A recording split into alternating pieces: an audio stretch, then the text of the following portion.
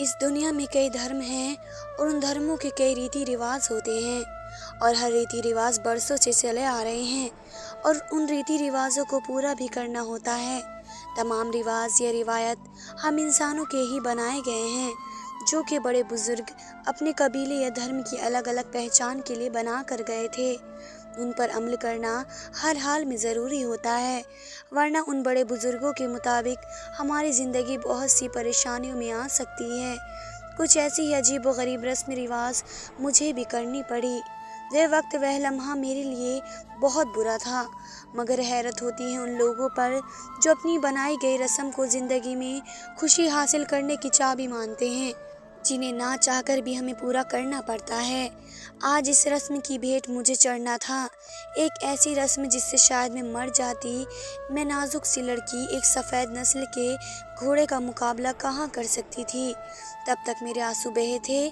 एक पल मुझे इस शख्स का ख्याल आया जिसकी खातिर मुझे बलि का बकरा बनाया जा रहा था।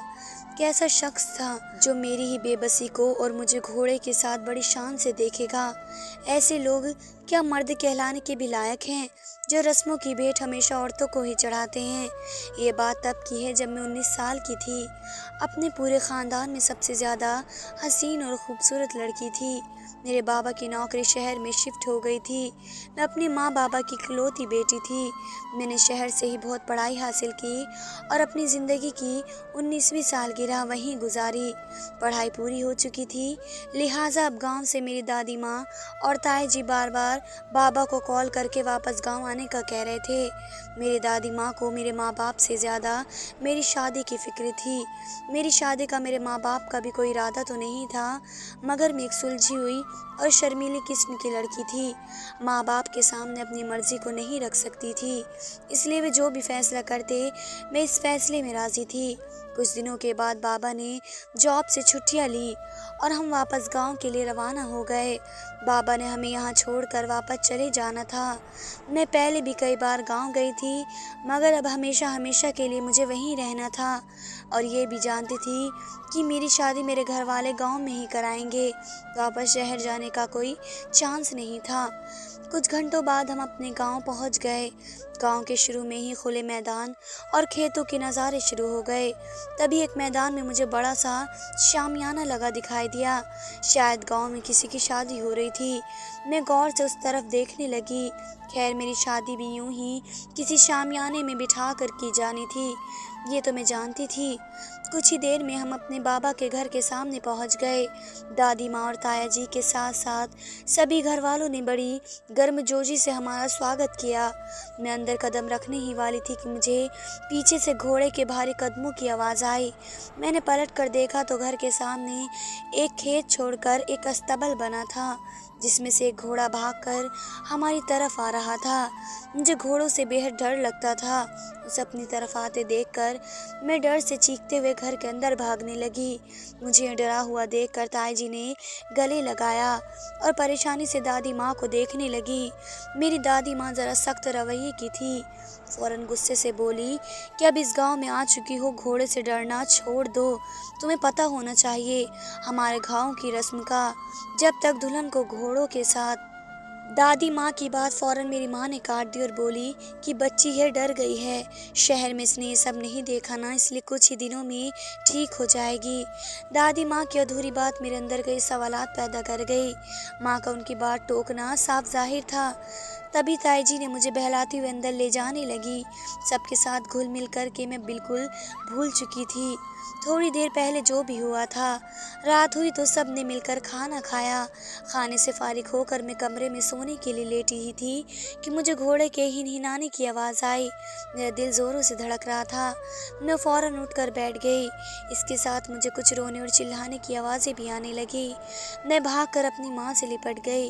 रात के इस खामोश वक्त में ये आवाज़ें मुझे काफ़ी डरा गई थी। मैंने पूछा कि माँ, ये आवाज़ें क्यों आ रही हैं?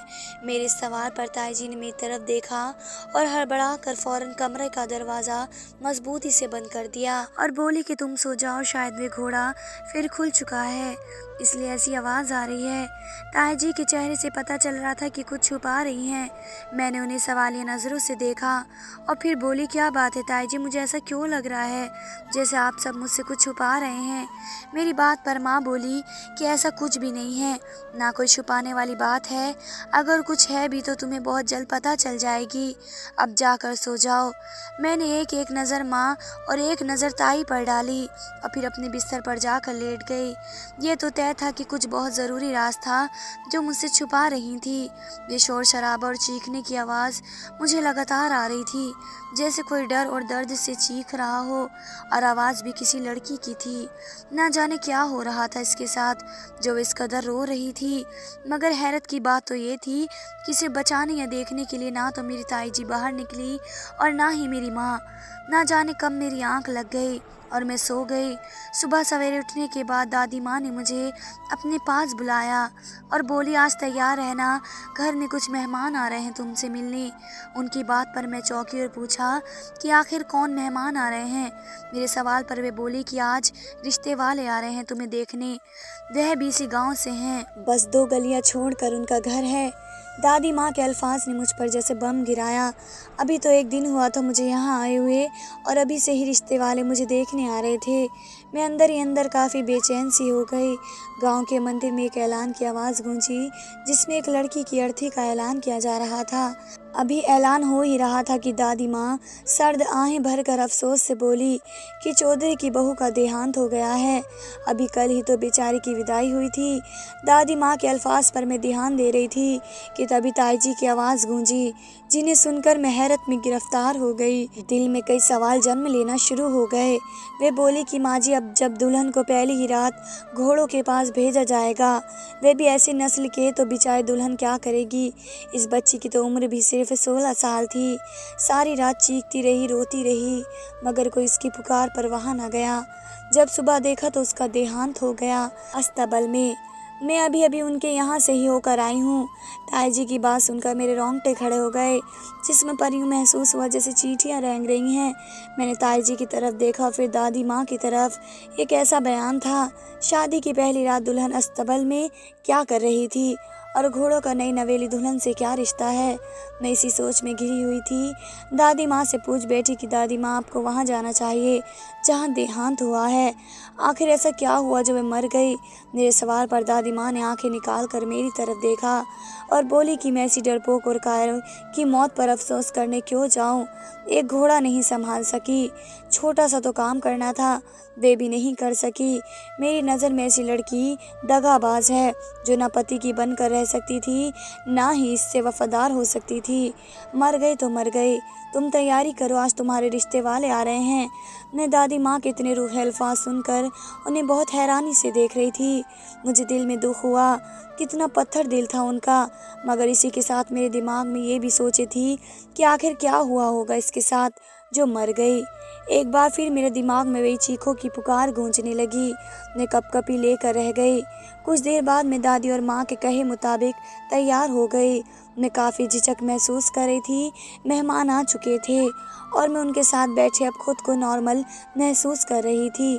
इस वक्त वहाँ मेरे होने वाली सास और शादीशुदा ननंद मौजूद थी। मुझे देखते ही उन्होंने अपनी तरफ से बात पक्की कर दी। मेरे माँ बाप को भी कोई एतराज़ ना था, इसलिए 1 घंटे के दौरान ही मुझे अंगूठी पहनाकर बात पक्की कर दी गई और इसी के साथ अगले हफ्ते शादी के दिन की तारीख पक्की कर दी गई। मैं थोड़ी बहुत परेशान हुई।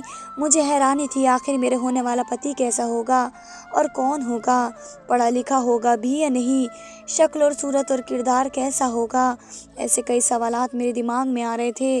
मगर मैं अपने गांव और ख़ास तौर पर अपनी दादी माँ के गुस्से से वाकिफ़ थी, इसलिए उनके फ़ैसले को दिल से अपना लिया।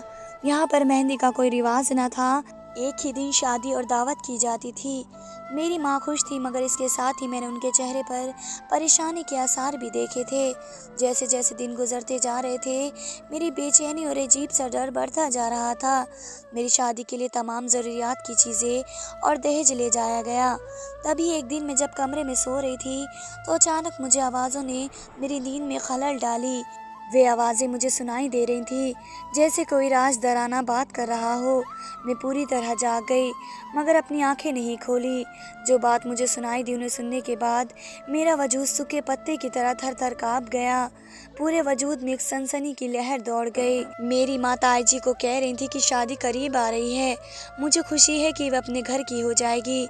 रमन एक अच्छा और समझदार लड़का है, मगर जैसे जैसे दिन करीब आ रहे हैं मुझे बहुत ज़्यादा फिक्र हो रही है अपनी बच्ची की। माँ की इस बात पर ताई जी बोली कि फिक्र ना करो, जो भी होगा बेहतर होगा। मैं और तुम भी तो इस गांव की हैं, जब हमने वे सब अच्छे से कर लिया तो ये भी कर लेगी। ताई माँ को हिम्मत बांधने को कह रही थी और माँ दोबारा कहने लगी कि वह घोड़ों से बहुत डरती है, इसे बहुत डर लगता है, ये भला कैसे उनके पास जा सकेगी। मुझे बहुत डर लग रहा है, ये सोचकर काश ऐसी रस्म ना बनी होती हमारे गांव की। माँ के अल्फाज ने मेरे अंदर तूफान खड़ा कर दिया। मैं डर के मारे दिमाग सुन करने लगी। आखिर ऐसा क्या था जो मुझसे छुपा रही थी। अब एक और परेशानी ने मुझे घेर लिया। मैं कैसे भूल गई थी कि उस रात जिस लड़की के चीखने और पुकारने की आवाज़ आ रही थी वह पहली रात की दुल्हन थी और फिर उसकी सुबह मौत हो गई। मेरे दिमाग में तो बिल्कुल ही ये बात नहीं आई थी। शादी तो 2 दिन बाद मेरी भी थी, तो क्या मेरे साथ भी ऐसा कुछ होने था? क्यों मुझे भी इस अस्तबल में लेकर जाया जाना था? मैं सांस रोककर उनकी सारी बातें सुनती रही, जिनमें से कुछ मेरी समझ से बाहर हो रही थी। मैं अब खामोश नहीं रहना चाहती थी, मुझे इस बात की तह तक जाना था। मैं फ़ौरन उठी और जाकर अपनी माँ और ताई जी के पास खड़ी हो गई। मेरे अंदाज भाप कर उनके चेहरे के रंग उड़ गए। वे हड़बड़ा कर बोली कि ऐसी क्यों देख रही हो? मैंने उन्हें सवालिया नज़रों से देखते हुए कहा कि मैंने आप दोनों की सारी बातें सुन ली हैं, मुझे बताएं कि सच क्या है। वह लड़की क्यों मरी? क्या हुआ था इस रात उसके साथ? वे क्यों इतना चीख रही थी? वे घोड़ों के अस्तबल में क्या कर रही थी? मेरी बात सुनकर मेरी माँ ने मुझसे नज़रें चुरा ली, जबकि ताई जी ठंडी सांस भरकर मेरी माँ से बोली, क्या लगता है सच बताने का वक्त आ चुका है? बेहतर है कि इसे सच सच बता दिया जाए, इसी में बेहतरी है। शादी में 2 दिन रह चुके हैं और सच्चाई जानकर ये भी खुद को उन सब के लिए तैयार कर लेगी। ताई के अल्फाज मेरी सांस को रोक रहे थे और मुझे अपना ब्लड प्रेशर लो होता महसूस हो रहा था। मेरी माँ ने मेरी तरफ देखा और बोला, उनके अल्फाज में बिल्कुल गौर से सुन रही थी। वे कहने लगी कि हमारे इस गांव के कुछ रीति और रिवाज हैं जिनको पूरा किए बगैर हमारी शादी पूरी नहीं हो सकती। तुम बचपन से ही शहर में रही हो, इसलिए इस रस्मों को जान न सकी, मगर शायद अब वक्त आ गया है कि तुम्हें बता दिया जाए। माँ के अल्फाज मुझे बहुत बेचैन कर रहे थे। मैं बोली कि माँ बताएं साफ साफ कि आखिर क्या बात है। मुझसे सब्र नहीं हो रहा था। इस बात पर माँ बोली कि हमारे गांव के रिवाज के मुताबिक शादी की पहली रात दुल्हन को अस्तबल में ले जाया जाता है और वहां जाकर कुछ खास रस्में अदा की जाती हैं, जिन्हें अदा करके ये दुल्हन को अपने पति के पास जाने की इजाज़त होती है। माँ कुछ बोलती कि अचानक से दादी माँ के गुस्से की भरी आवाज़ गूंजी, ये क्या कर रही हो तुम? हमारे रिवाज को तोड़ रही हो? तुम्हारी हिम्मत भी कैसी हुई शादी से पहले इसे ये सब बताने की? दादी माँ की बातों पर माँ नादान सी हो गई और कहने लगी कि वह बस इसलिए बता रही थी कि मेरा डर ख़त्म हो सके। मगर दादी माँ ने माँ और ताई को अच्छी खासी बातें सुना दी और मुझे अपने साथ अपने कमरे में ले गई और सख्ती से कहा कि अब जब तक शादी ना हो जाए वे मेरे साथ मेरे कमरे में रहेगी। इसके बाद मेरे चेहरे पर लाली की जगह पीलापन आ गया। मैं काफ़ी परेशान हो चुकी थी। मुझे किसी भी चीज़ की कोई खुशी नहीं थी, सिर्फ खौफ था और बेहद डर पूरे वजूद में समा चुका था। 2 दिन यूँ गुजरे जैसे चंद लम्हे हों। आखिर वे दिन आ गया जब मुझे गांव की रीति रिवाज के मुताबिक दुल्हन बनाया जा रहा था। मैं दुल्हन के जोड़े में थी, दादी माँ के पास बैठी थी। मेरे चेहरे पर कोई खुशी या हया की झलक नहीं थी, बस बेचैनी और अफसोस की झलक रही थी। मेहमानों के लिए तमाम इंतज़ाम वहीं किए गए। मैं दुल्हन बनी बैठी सबकी नज़रों का मरकज़ बनी थी।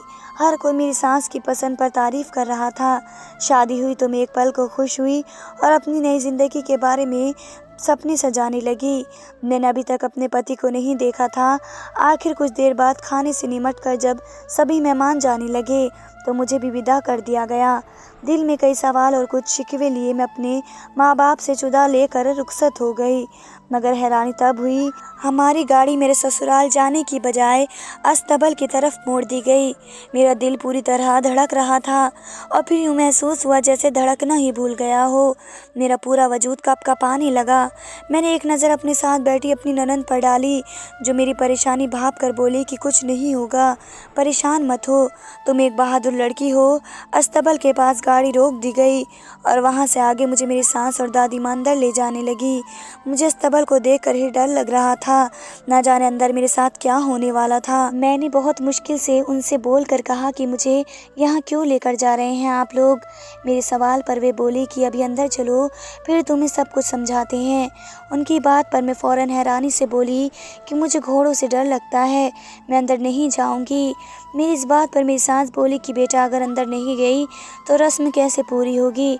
इतना कहकर मेरी दादी माँ और सास मुझे ज़बरदस्ती पकड़कर अंदर ले गई। अंदर दाएं और बाएं घोड़े बंधे थे। मेरा दिल मुंह के रास्ते बाहर आने को था। मैं बहुत ज़्यादा डर रही थी। मेरी आंखों से आंसू निकल आए। मैं रोने लगी और उनसे अपने बाजू छुड़वाने लगी। तभी दादी माँ ने मेरा बाजू झटका और बोली कि रोना बंद कर दुल्हन, ऐसे रोती नहीं, तू क्यों अपना मजाक बनवा रही है। मैं उनकी मिन्नतें करने लगी कि मुझे घर जाना है। मेरी नज़र मेरे पति को ढूंढ रही थी, मगर वहाँ कोई भी ऐसा मौजूद नहीं था जिसे लगता कि वहाँ दूल्हा है। तभी मेरी सास ने मुझे वहाँ मौजूद लड़की की कुर्सी पर बैठाया और बोली कि देखो बेटा, हमारे यहाँ कुछ रस्में होती हैं जिनको पूरा करना हर शादीशुदा लड़की के लिए ज़रूरी होता है। ऐसा करने से एक तो ये पता चलेगा तुम अपने पति के साथ कितनी वफादार होगी, और दूसरा ये कि तुम अपने ससुराल वालों के लिए, उनकी खुशी के लिए किस हद तक जा सकती हो। हर वह लड़की जो इस रस्म को ठीक से निभा देती है, वे अपने ससुराल में इज्जत से जी रही है, मगर वही कुछ लड़कियां डर के मारे अपनी ज़िंदगी से हाथ धो बैठती हैं। तुम एक अच्छी लड़की हो, इसलिए बहादुर बनो और जो ये साहब कहते हैं वे करो। मेरे हाथ पांव फूल रहे थे, मेरा दिल कांप रहा था। मैं वहाँ से भाग जाऊँ, मगर मेरी टांगें मेरा साथ नहीं दे रही थी। वे साहब एक 1.5 उम्र के बाबा थे, जो लाठी पकड़ कर चलते हुए मेरे पास आए, मेरे सर पर हाथ रखा और बोले कि तुमने अब एक काम करना है। इसके बाद वे बोले, मेरी रूह मुझे जिस्म से अलग होती महसूस हुई। मैं चकरा कर अपनी सांस के कंधे पर गिरी। ये कैसा गांव था, कैसे रिवाज थे। मुझे इस पर वहाँ मौजूद हर शख्स पर गुस्सा आया, यहाँ तक कि अपने पति पर भी, जिसे मैंने देखा भी नहीं था। वे बोले कि सामने वाले सफ़ेद घोड़े के पास जाओ और उसकी पूंछ से मुट्ठी भर बाल काट कर लाओ। वे बाकायदा मुझे कैंची पर कड़ाते हुए बोली। मैं बहुत रोने लगी और दादी माँ से लिपट गई कि नहीं, मैं ये नहीं कर सकती, मुझे बहुत डर लगता है। मगर मेरी बात कौन मानता, सब तो वहाँ मेरे दुश्मन बने थे। उन्होंने मेरी एक ना सुनी और मुझे बाल काटने के लिए आगे भेजा। मैं डरते डरते कदम उठाती घोड़े के पास जाने लगी। 10 कदम की दूरी पर वह घोड़ा मौजूद था। मुझे डर महसूस हो रहा था। मैं बच्चों की तरह रोते हुए कहने लगी, मुझे ये शादी नहीं करनी, मुझे वापस शहर जाना है। मेरी बात सुनते ही दादी माँ गुस्से से आगे बढ़ी और मुझ पर हाथ उठा दिया। मुझे थप्पड़ लगता इससे पहले ही मेरी सास ने उनका हाथ पकड़ लिया। वे मुझे कई बातें सुनाने लगी। मैं जान चुकी थी कि अब बचने का कोई रास्ता नहीं। मैं दोबारा से घोड़े की तरफ बढ़ी। अभी थोड़ी कदम दूर थी कि एक लड़का बाहर से भागता हुआ अंदर आया।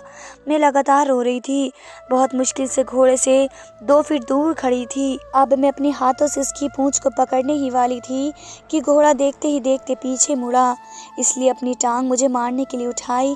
इसी पर इस लड़के ने आगे बढ़कर मुझे झटक से अपनी तरफ खींचा। मैं और वे दोनों ही ज़मीन पर गिरे थे। घोड़े की टांग मेरे सर पर लगने से तो बच गई, मगर मेरा बायां बाजू उसके पैरों में आ गया था। मैं दर्द से कराह रही थी, जबकि घोड़ा अभी भी उछल रहा था और हमारी तरफ ही आ रहा था। इस लड़की ने मुझे उठाया और गुस्से से मेरी सास और दादी माँ को डांटने लगा। मैं डर और खौफ की मूरत बनी उसके साथ खड़ी उसका चेहरा देखने लगी। ये मेरी उम्र का लड़का था। वह कहीं से भी इस गांव के अनपढ़ लोगों जैसा नहीं लग रहा था। इसके बात करने के अंदाज से मैं पहचान गई। मैं ख्यालों से तब बाहर निकली जब उसने मेरी सास को माँ कहकर पुकारा। आप ऐसा कैसे कर सकती हैं माँ, जब मैंने कहा था कि मुझे ऐसी किसी भी रस्म का हिस्सा नहीं बनना, तो फिर क्यों आप मुझे धोखे से घर बेचकर मेरी बीवी को यहाँ लेकर आई? अपने रिवाज और रस्में बंद कर दें। कितनी मासूम लड़कियों की ज़िंदगी बर्बाद करेंगी। सब घोड़े के बाल काट कर इससे पति की नज़र उतार कर उन्हें जलाने से कौन सा पुण्य मिल जाएगा? माँ, क्या घोड़े के बाल ही से लड़के की ज़िंदगी लंबी होती है या ससुराल में इज्जत मिलती है? ये सारे जज्बात तो दिल से आते हैं, किसी जानवर के बालों के मोहताज नहीं होते ऐसे रिश्ते। वह लड़का यानी रमन मेरा पति था। मैं उसे टकटका देख रही थी। मेरा सारा डर और बेचैनी दूर हो गई। ये तो मेरी सोच से बिल्कुल अलग निकला, बिल्कुल मेरी तरह ही समझदार और ऐसी रस्मों रिवाजों के नाम को ना मानने वाला था। दादी माँ और सास शर्मिंदा थी, मगर उनकी रस्मों की वजह से गांव की कितनी लड़कियां मर चुकी थी, या फिर अपनी एक आँख खो चुकी थी, या हाथ पांव तुड़वा चुकी थी। इस वाक़ये के बाद मेरी दादी माँ और सास की आंखें खुल गई, मगर बाकी गांव वाले अभी भी ऐसी रस्मों पर तुले हुए हैं। मेरी दादी माँ शर्मिंदा थी, जबकि सास सुबह शाम कॉल करके मुझसे माफ़िया मांगती। इसी शाम अस्तबल से मेरा पति मुझे लेकर शहर आ गया, क्योंकि वह शहर में ही पढ़ लिख कर अच्छी नौकरी कर रहा था। हमारी शादी को 1 महीना गुजर चुका था, मगर मेरा पति अपने ख़ानदान वालों से सख्त नाराज़ था। हम अपनी ज़िंदगी में आगे बढ़ चुके हैं और बेहद खुश हैं, मगर हाँ, इस शाम घोड़े की टांग लगने की वजह से मेरा बायां बाजू ज़रूर ख़राब हो गया। मगर डॉक्टर का कहना था कि अगर कुछ महीने के ध्यान रखने से वह भी दोबारा से हरकत करने लगेगा। शायद से धक्का ज़रूरी था मेरे घर वालों की सोच बदलने के लिए और ऐसी रस्मों से खुद को आज़ाद करवाने के लिए। ये सब होने से उनकी सोच बदल गई। धन्यवाद दोस्तों।